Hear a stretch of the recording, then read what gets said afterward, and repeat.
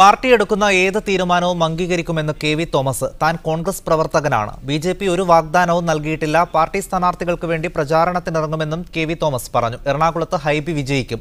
Seat നൽകാത്തതിലല്ല തനിക്ക് പരിഭവം, അത് അറിയിക്കാത്തതിലാണ് ദുഃഖമെന്നും K V. Thomas പറഞ്ഞു.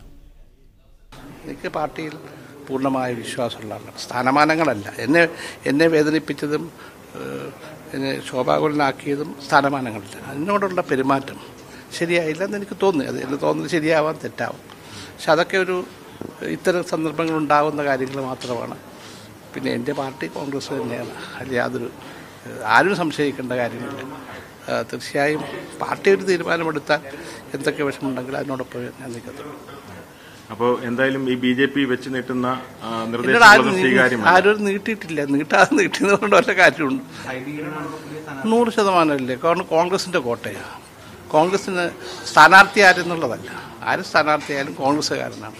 ഞങ്ങളെല്ലാം ഉത്തരവാദിത്വം ആര് കോൺഗ്രസ്സുകാരൻ സ്ഥാനാർത്ഥിയെ വിജയിപ്പിക്കുക എന്നുള്ളത്.